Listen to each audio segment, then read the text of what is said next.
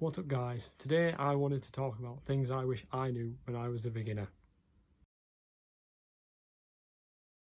So the first piece of advice that I would give to anyone starting the gym is do compound movements. For roughly the first year I was training, I only used machines and I basically saw no growth at all. However, I didn't eat right and I didn't train right. So it all comes in combinations. But compound movements over machines and over isolations are just the best you can get to grow. A compound movement will be any exercise that uses more than one muscle group and also crosses two or more joints.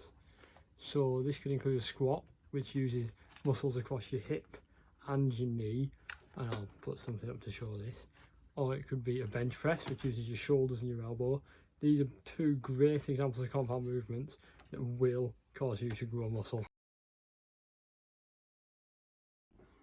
So my second piece of advice for anyone starting the gym is sort your nutrition out first. If you have a bad nutrition, you will grow very slowly compared to if you had a good nutrition. So good nutrition includes balance, fruits and veg, lots of protein, and at least a few carbs because your body likes to use them. I know people say carbs make you fat, they do not. What makes you fat is a calorie surplus, which is when you eat more calories than you burn. So if you want to lose weight, you eat less food. If you want to gain weight, you eat more food, and I will come on to that next. I used to work out and then go to the McDonald's that was just across the car park and buy 2 double cheeseburgers and eat them while I was walking home. That was not good. It got my protein in, 50 grams of protein, easy peasy, but I didn't grow, and that was confusing because I ate enough and I had enough protein but I didn't grow, and it's because I was just eating crap. And then I went to like chicken, broccoli and rice, and that was just as bad. It's not fun. You do grow, but it's not fun at all. So I would highly recommend Coach Greg's cookbook, food ideas. I eat from it.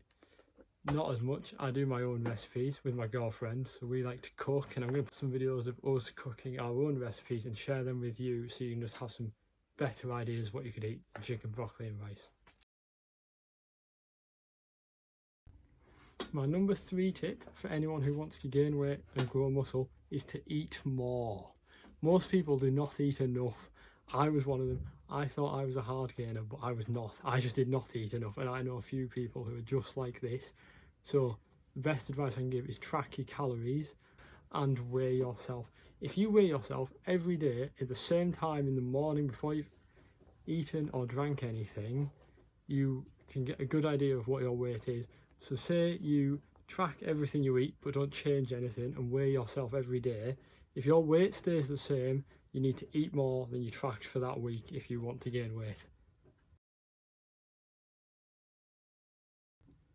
Number 3, no, it's not number 3, whatever number I'm on, would be to track your workouts, as progressive overload is the only stimulus for growth, but that could include extra time under tension, more reps, more sets, heavier weight, but form is more important than weight. That's again another tip that I'll come on to. But track your workouts so then the next session you know exactly what you've done, and then you can do more than that. So for example, I've got this book where last time I did a push workout, which includes your chest, shoulders, tricep.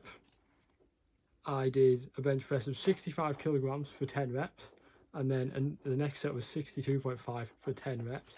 Whereas this session I'm in right now, because I'm doing my chest now, I did 65 for 10.5 reps and then I failed. I did 62.5 for 11 reps. So I got 1 extra rep, which might not seem a lot, but that is progressive overload at its finest. So to progressively overload, as well as tracking just helps, but to actually progressively overload, you could add a kilogram on the bar each time you go. Maybe if you go once a week then if you go twice a week, 1 kilogram each time. But eventually you won't be able to do that, and that's when you'll have to adapt and use adding an extra roughly second on to each rep. So say I did 1 up and then 2 down the first session, the next session I could do 1 up and then 3 down, and that's progressive overload because I've done extra time under tension. Or say I did one set of 12 reps the first session, I could do 2 sets of 12 reps the second session, or even one set of 12 and then one set of 10 if I failed. So to progressively overload, as well as tracking just helps, but to actually progressively overload, you could add a kilogram on the bar each time you go. I mean, if you go once a week then if you go twice a week, 1 kilogram each time. But eventually you won't be able to do that, and that's when you'll have to adapt and use the adding an extra roughly second on to each rep. So say I did 1 up and then 2 down the first session, the next session I could do 1 up and then 3 down, and that's progressive overload because I've done extra time under tension. Or say I did 1 set of 12 reps the first session, I could do 2 sets of 12 reps the second session, or even 1 set of 12 and then 1 set of 10 if I failed. So this next tip has been said many times before, especially by one of the most famous bodybuilders in the world, Arnold Schwarzenegger, and it is to have a plan. If you don't have a plan, you're not going to get anywhere. So I believe he said something like, a ship can have a start and a finish. This is my own rendition. So it can start at point A and it's trying to get to point B, but if it doesn't know how to get there, it's going to take a very long time. It might not even make it. Whereas if it's got a map and it knows where it's going, then it's going to get there a lot faster. So this can include, well no, this has to include your workouts for each session, how you are going to spread your workouts across the week. For example, I do push-pull legs. So push-pull legs would be chest, shoulders, triceps on Monday, back and biceps on Tuesday, legs Wednesday, then a rest. Rest is important as well. You have to rest. So that's for a week. Then I need to know that I'm going to be doing that basically every week for the rest of this month, this year, until it stops working, however long that takes, and then I have to change it up. You need a plan. That is a no-brainer. You need a plan. Number 5 or 6, you have to rest. If you don't rest, you cannot recover. Your muscle's broken down when you're working out, so that's the stimulus to growth. Without that, you can't grow. But then, if it doesn't fix itself, you can't grow. So it fixes itself when you are asleep and when you are resting. So resting can include you sat on your sofa watching a film, you sat in your bedroom playing a fucking video game, I don't know. You're doing whatever you want, you're out on a walk. As long as it's not a workout, so as long as you're not lifting weights or doing hard cardio, you are recovering. All you need to do is relax and have an energy source, which includes food or body fat, so you can build muscle without being in a surplus. That is a lie that you need that. You don't need that, as in you don't need a surplus. And I fell for this as well. The fact that I never used to take rest days. I used to think you can just keep going and keep going every single day and you'll grow the fastest. If you're natural, you will not. If you're not natural, I don't know, because I am.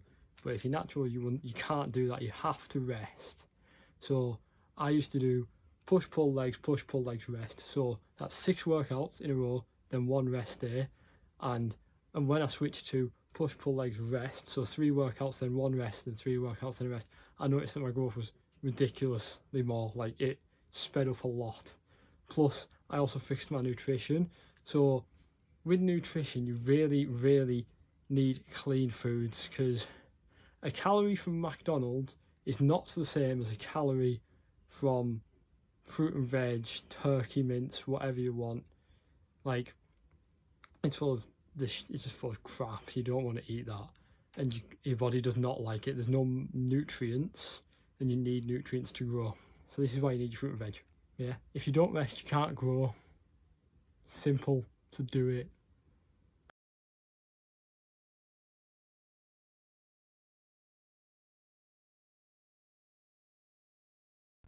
So the next one is going to be that form is a lot more important than the weight you can lift.